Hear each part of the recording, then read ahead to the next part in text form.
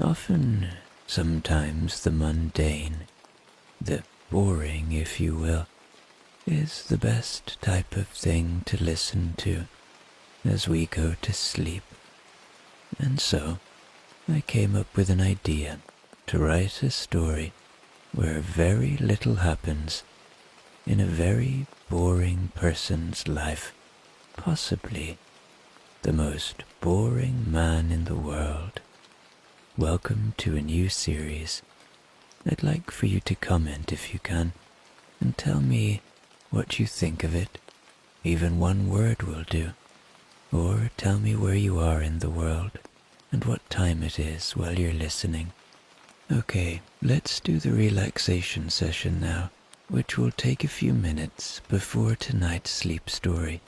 I'm going to count down from 10 to 1, and as I do, allow yourself to let go more and more.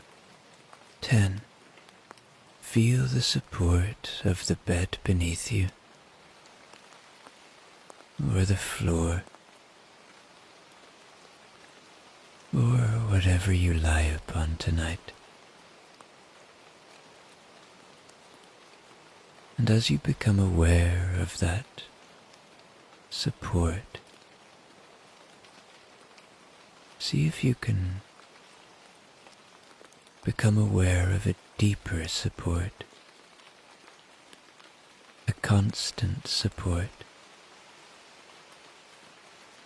the support of the earth, our home, beneath everything. And allow that awareness to enable you to let go, to release, to begin to say goodbye to the day.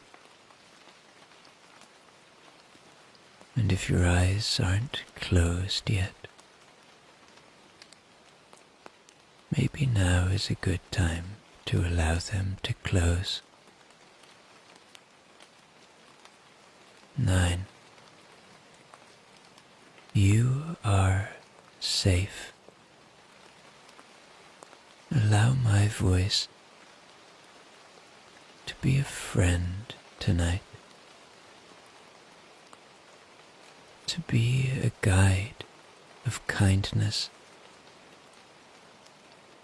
a guide that you can trust,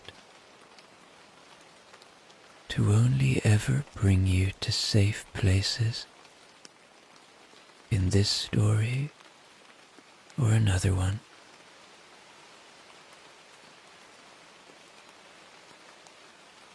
And becoming aware more and more now of that feeling of safety. See if it enables you to let go.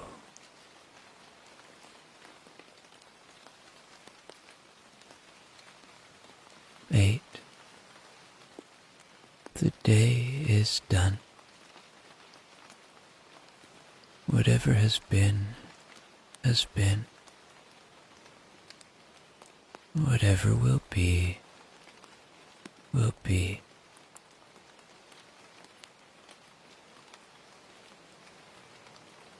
You are probably still having thoughts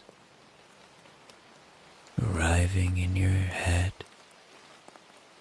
in your mind, and instead of following them, see if you can just observe them and watch them go. Don't fight them. Watch them float away like leaves on a moonlit river, or clouds passing by through a starlit sky. 7. This is your time. You deserve this time.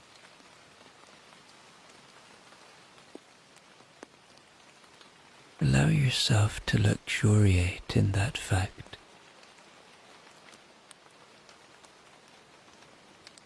Allow yourself to settle into this time now.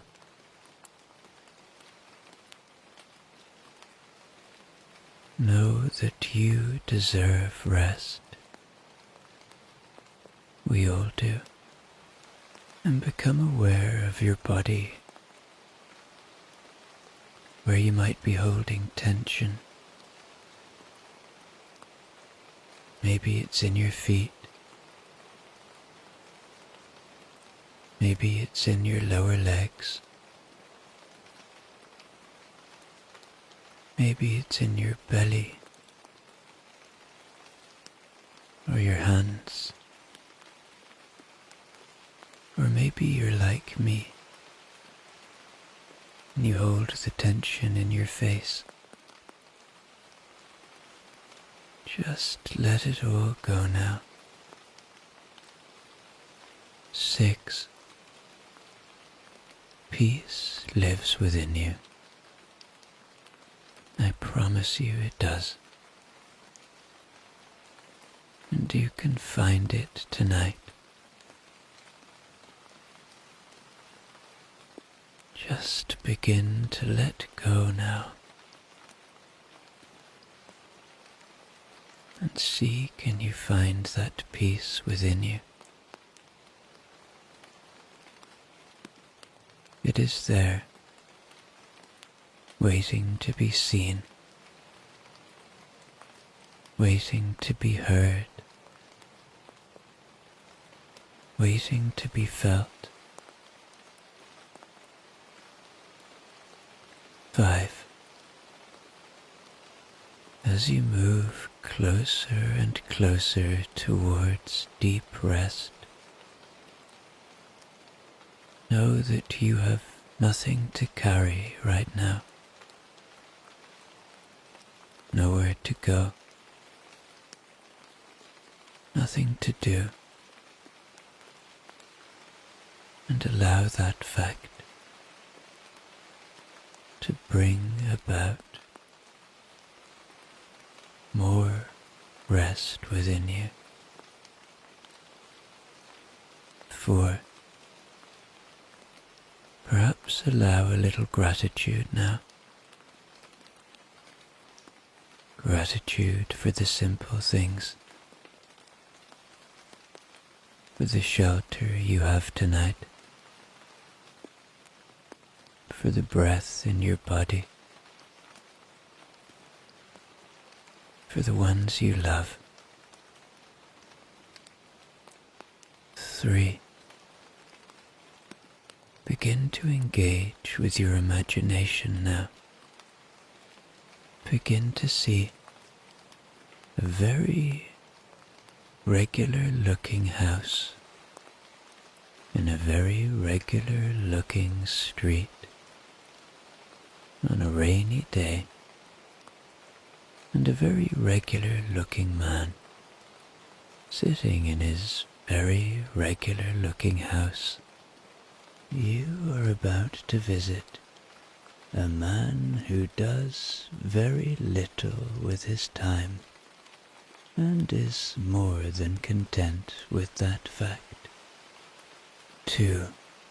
Checking in with your body one more time now. Your body has worked hard for you today. It's time to give it rest. And 1. Completely letting go now. As I tell you tonight's sleep story.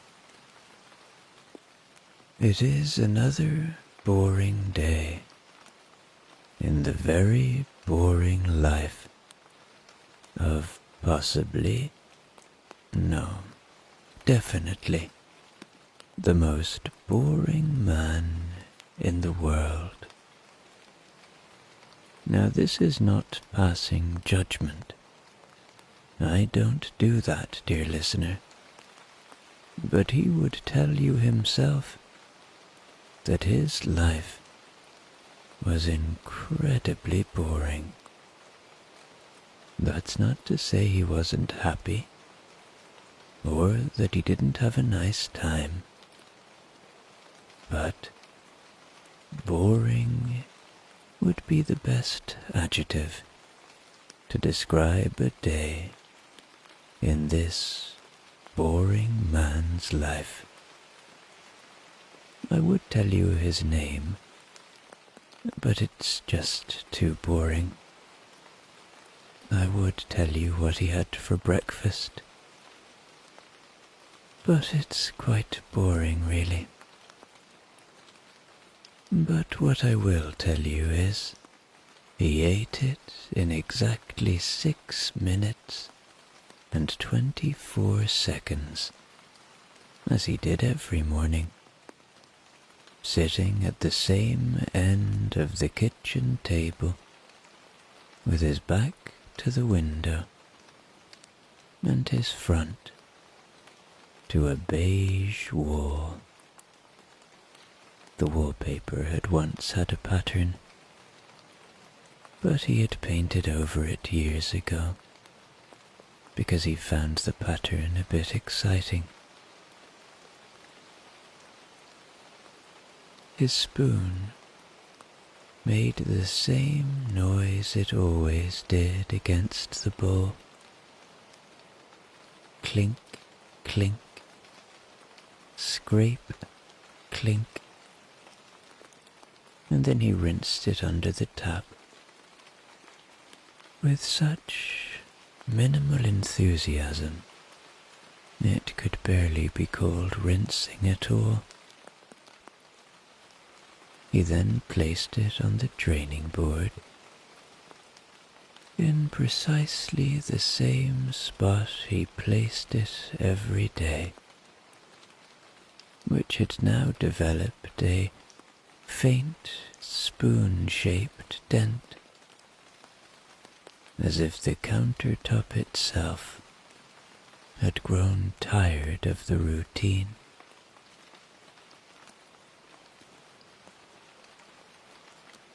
Outside, the rain came down at a medium pace, neither heavy nor light, just somewhere solidly in the middle. The kind of rain that makes you sigh, not from sadness, but from the long grey stretch of it. He did not look at it. He did not think anything about it. He had long since accepted rain as something that happened and should therefore be tolerated in silence.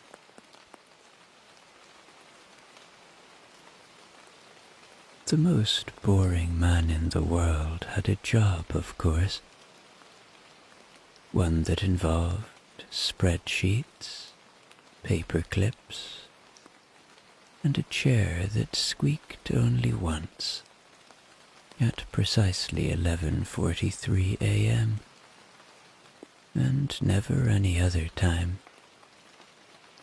But today was his day off, which meant he would remain in the house, doing nothing unexpected, nothing unusual,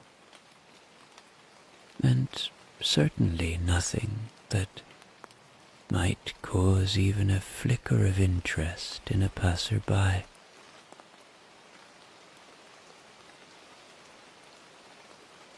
At 9:01 a.m., which was 1 minute behind schedule due to a slightly overfilled kettle, he walked into his living room, sat in the brown chair, not the green one, which he considered a bit too lively, and stared at the blank television screen,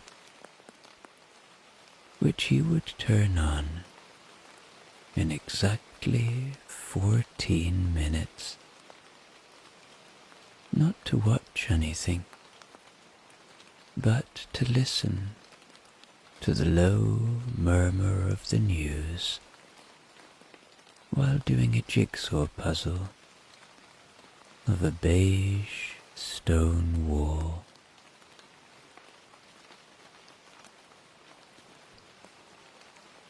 He didn't really like jigsaw puzzles, but he also didn't dislike them. That was the ideal sort of activity, really. Something that neither stirred nor stilled, that passed the time without engaging with it. The puzzle pieces were all shades of grey and greyer, and a small note on the box had promised no distinguishable features. This was exactly what had drawn him to it. The corner pieces went in first, of course. He had placed them in their traditional positions months ago, and hadn't moved them since.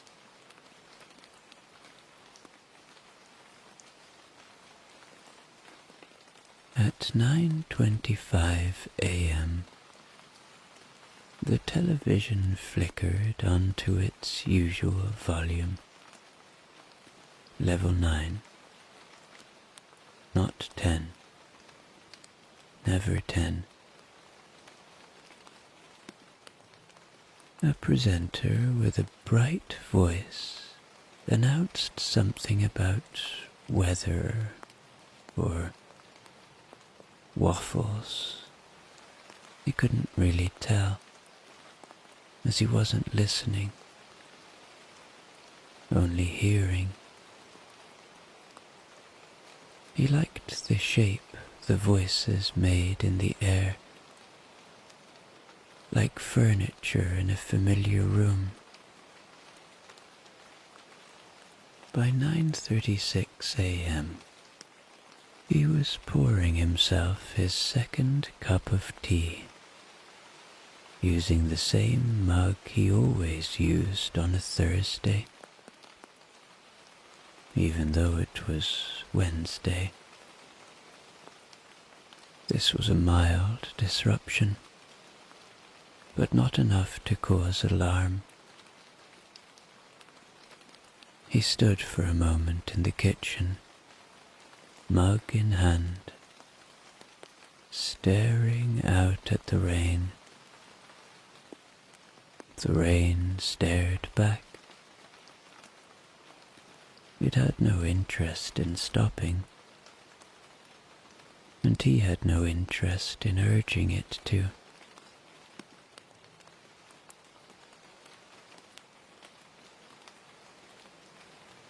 He returned to the brown chair and resumed puzzling.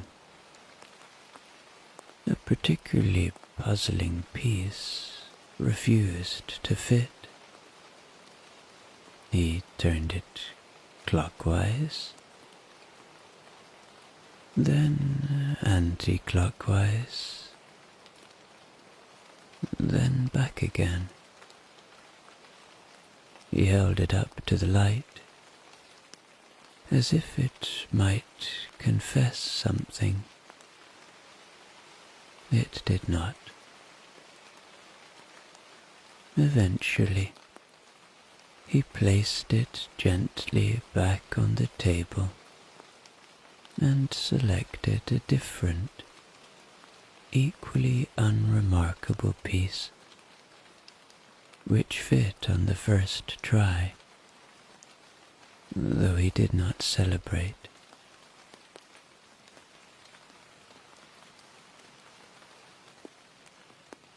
At 10:03 a.m., the telephone rang. Now this was unexpected.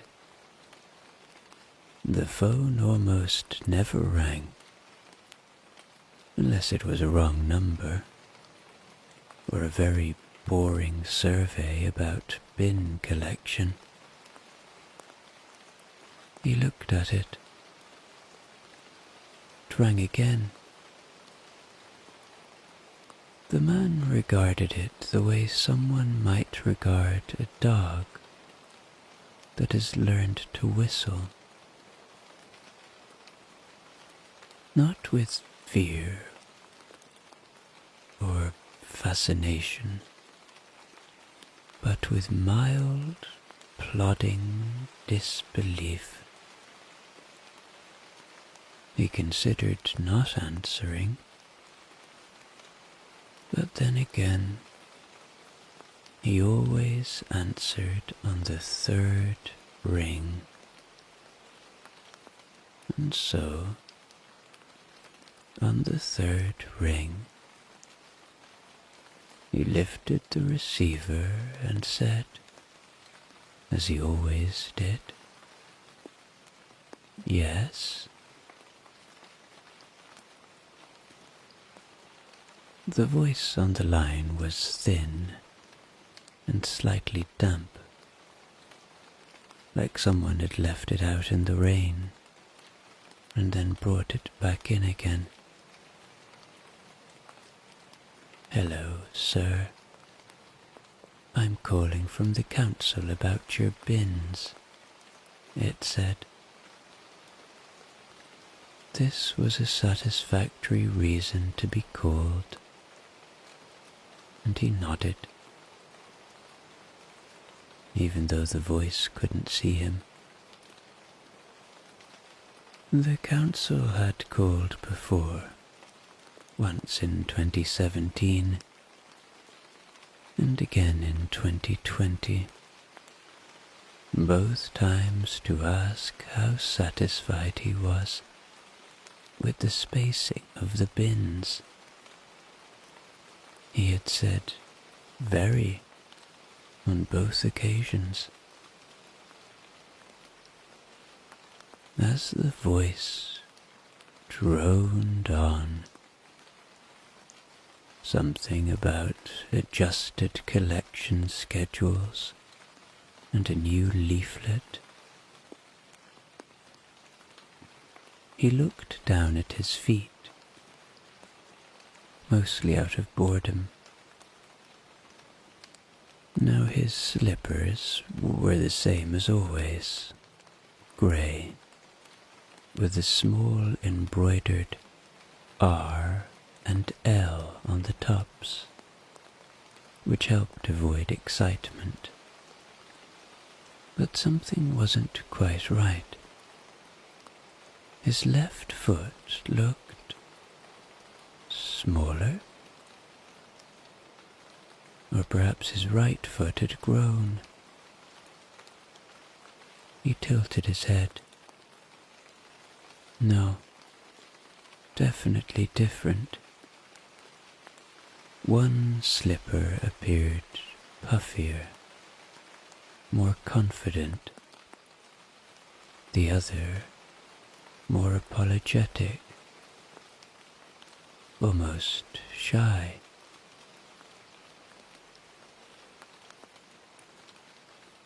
He gently flexed his toes, trying to assess the situation without fully acknowledging it.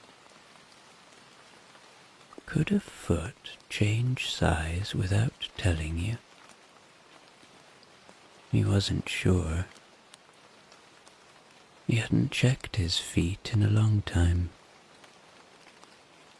They had always just been there, like the wallpaper or gravity. The voice from the council asked if he was satisfied with the new bin diagram. Yes, he replied automatically, still staring at his mismatched extremities. Perhaps it was the slippers.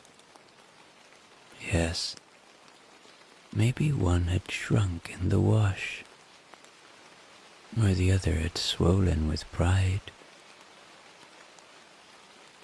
Or maybe it was his socks. He'd accidentally worn 2 different types once before, and hadn't noticed until February. He made a mental note to investigate further, possibly after tea or next Tuesday.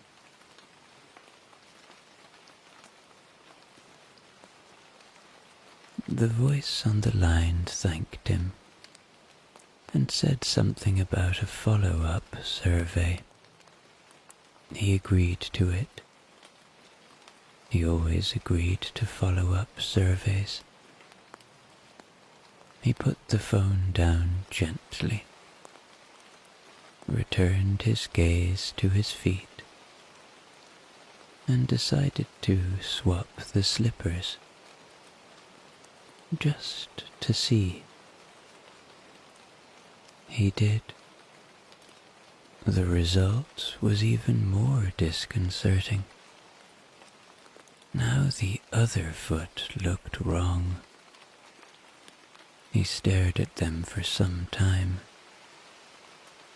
waiting for something to feel normal again.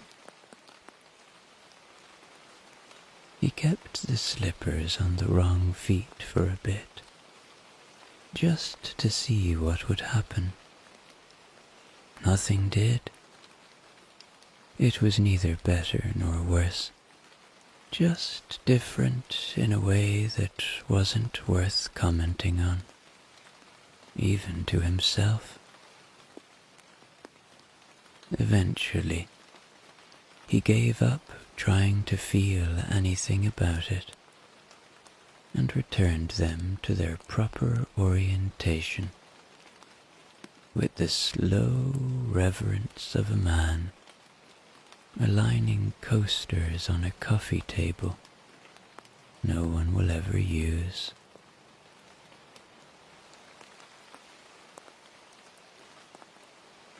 He stood and walked to the window, not out of curiosity, but because it was something to do.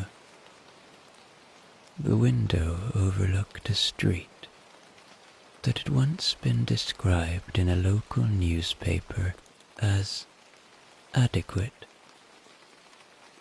There were bins, of course, and cars that hadn't moved in a while, and a tree that seemed to have given up on the idea of branching out. A cat walked past with the air of someone late for nothing. He admired its efficiency. The rain continued exactly as before. It did not intensify or ease, which was reassuring. The glass misted slightly from his breath, so he wiped a small circle clear with the sleeve of his cardigan, not because he needed to see more, but because it felt like the sort of thing someone might do in a film, just without any music.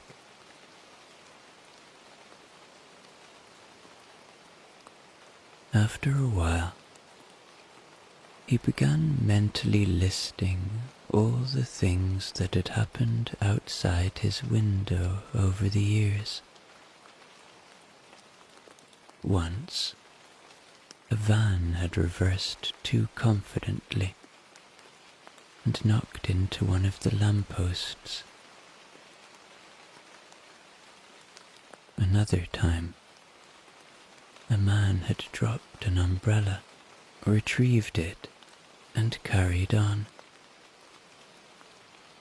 last December, someone had walked past wearing shorts in winter. That one had stayed with him.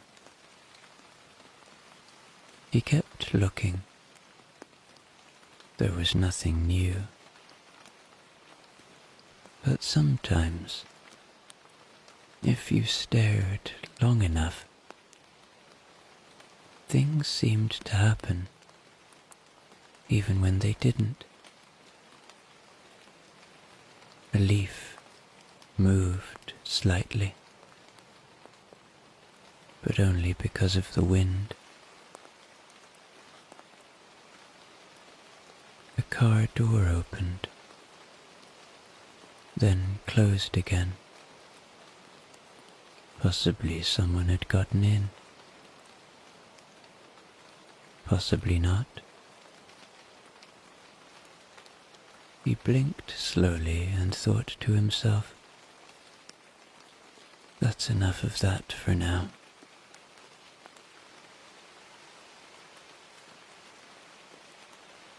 He stepped away from the window and returned to the kitchen, where the kettle was sitting exactly where he had left it, which was both expected and faintly reassuring.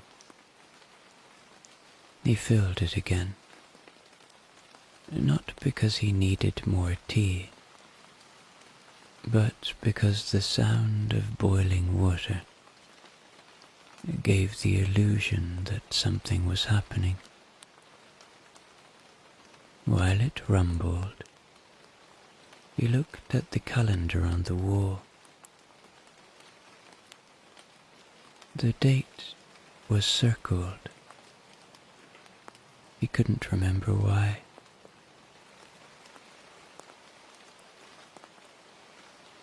He stared at the circled date for a while, then longer. Dentist? No, he went to the dentist in June. Or was it July? He wasn't entirely sure. The kettle clicked off, but he didn't move. The circle stared back at him. Not sure why, he thought. Why is it circled? Eventually, he poured the tea, stirring it with the same spoon he'd used earlier. He took the cup to the brown chair, but didn't sit right away. He stood beside it, cradling the mug in both hands, looking down at the cushion as if seeing it properly for the first time. It had a faint dent in the shape of his bottom. That made sense. But still, he stared at it. He sat, but slightly off to one side of the dent, just enough that it felt different. Not dramatically so. He wasn't a reckless man, but just enough.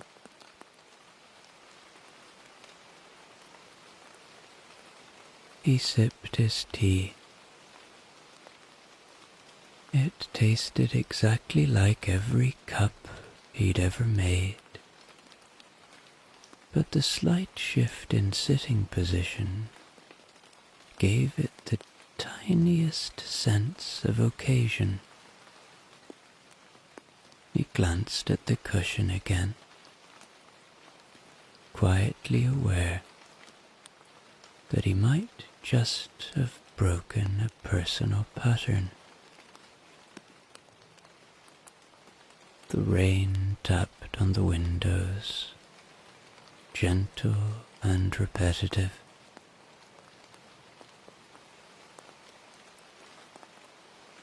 The television muttered on in the background. Something had changed, almost imperceptibly, but it was there. He shifted again in the seat, just a little, then again, then settled.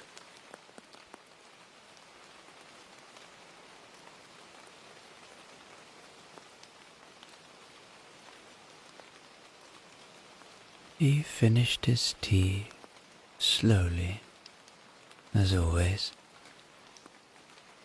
but instead of placing the mug on the small table next to the brown chair, the one with the ring mark from 2012, he carried it with him. It wasn't a bold decision. It just happened.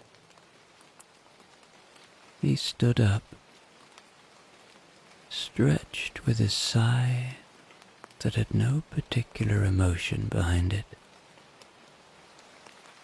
and wandered down the hall toward the spare room. He rarely went in there. It had a slightly different smell.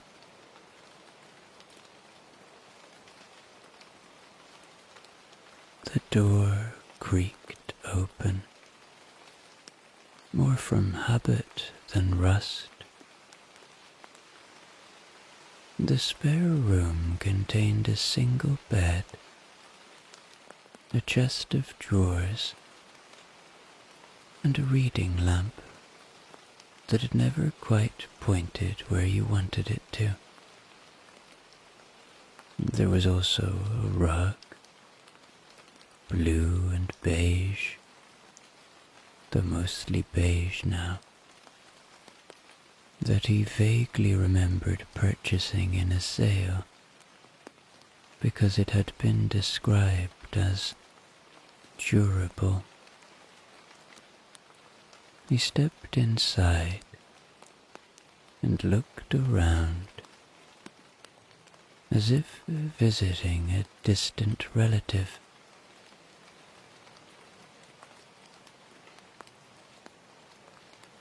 The rain was still ticking against the windows, but it sounded different in here, slightly more distant, more polite. He liked that. He sat on the edge of the bed, careful not to disturb the blanket, which had developed a set of creases so old they were practically part of the fabric. He placed the mug on the floor beside him, just slightly out of reach, which meant he had to lean a little to get it. He wasn't sure why he'd done that.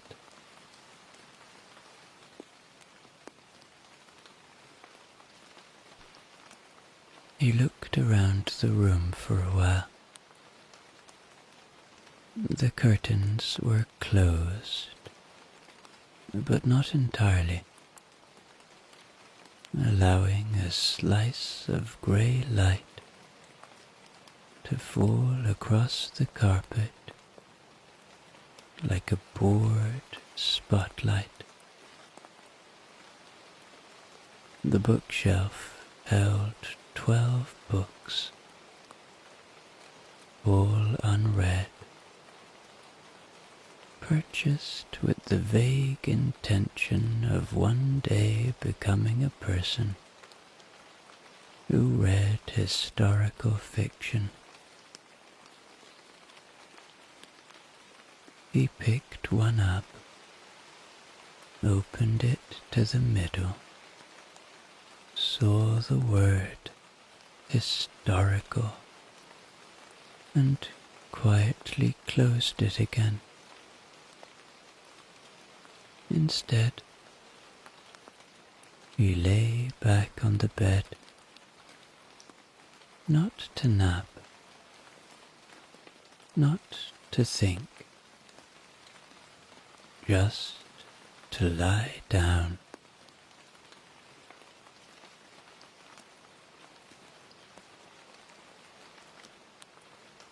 It felt different to the brown chair, flatter, less committed. He stared at the ceiling,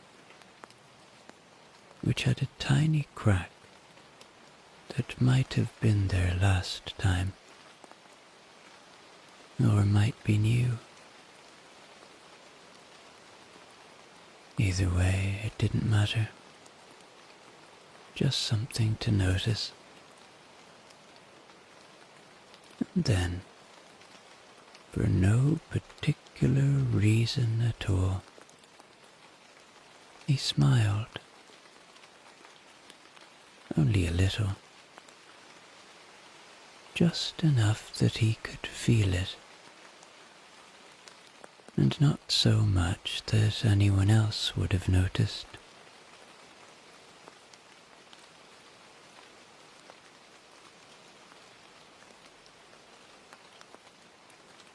After a time, perhaps 20 minutes, perhaps 40, he sat up and looked around, as if surprised to find himself still in the spare room.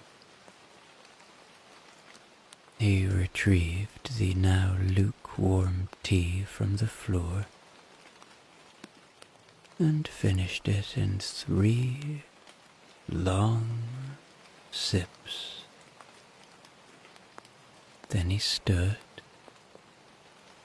stretched again, and made his way back to the kitchen, where the light had changed ever so slightly, softening with the slow approach of evening.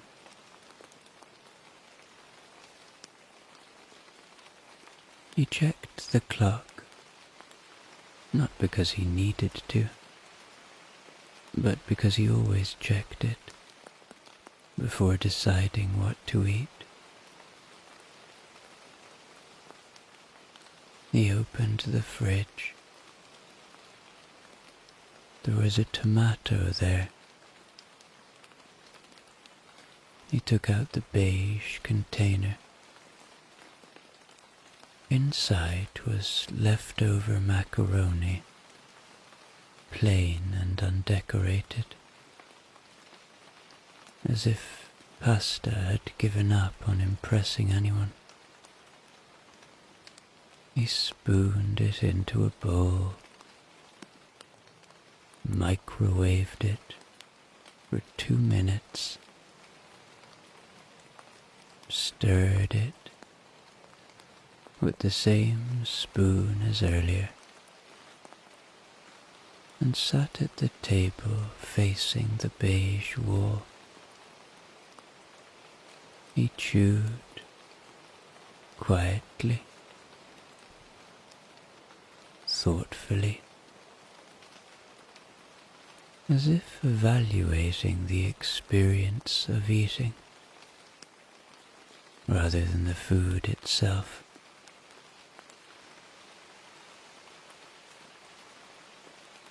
Outside, the rain continued. It was beginning to slow now, or was it? Maybe not. He finished his dinner, rinsed the bowl, and placed it precisely where the breakfast bowl had been. He looked at the draining board for a moment and gave a small nod, as though confirming that the day had indeed been lived.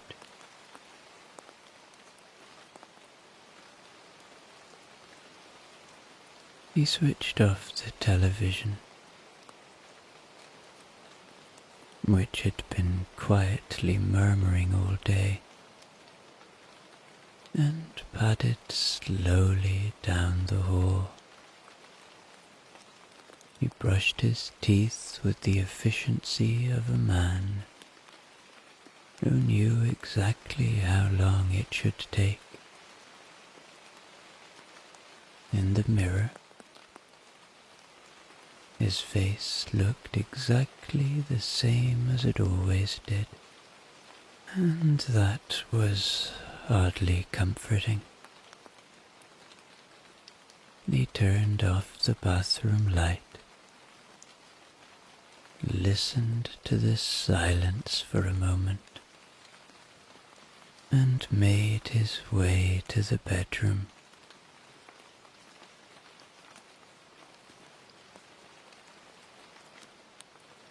The room was cool and still.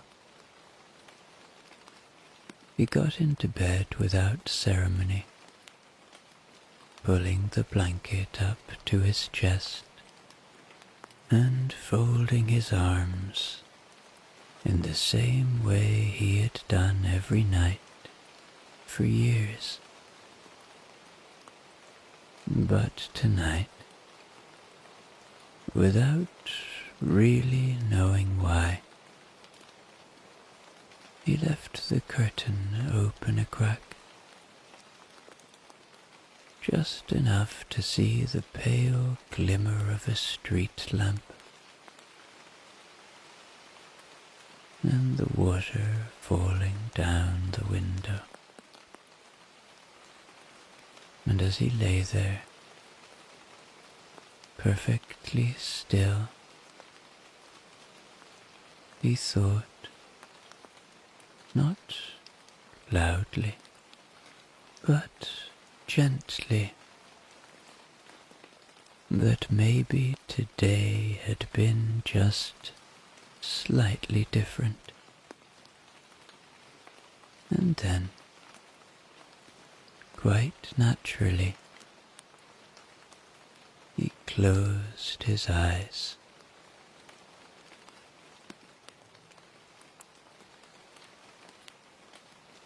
He didn't fall asleep right away. He never did. But tonight, as he lay there beneath the blanket, something about the room felt a little warmer. Not in temperature, but in tone. The familiar creak of the wardrobe, the distant ticking of the hallway clock,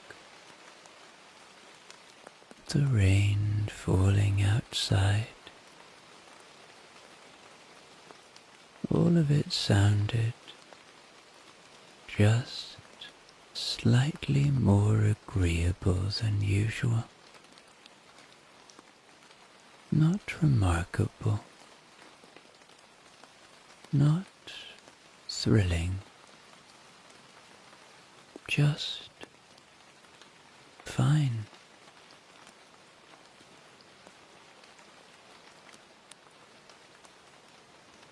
He shifted once, then again, then settled. His feet found a comfortable position almost immediately, which they rarely did. The pillow felt just right. He stared up at the ceiling, letting his eyes go heavy, and thought about nothing in particular, which, for him, was the best kind of thinking.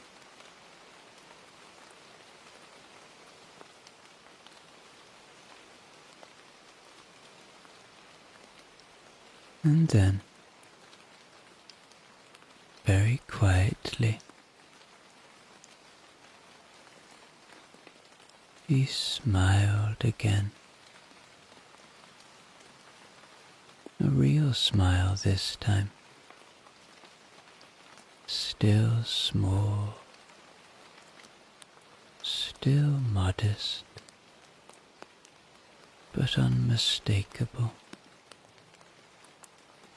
The kind of smile that happens when you realize, in the middle of a rainy day,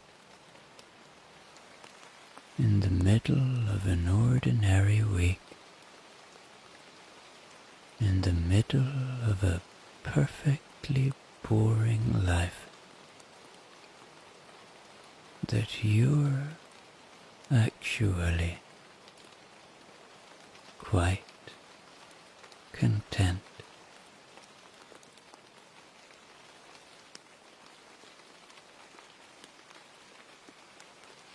And with that, he fell asleep peacefully, easily.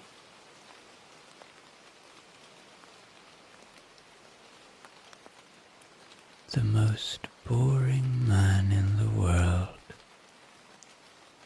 drifted off now, wrapped in the quiet joy of knowing that today had been perfectly, wonderfully, uneventfully his.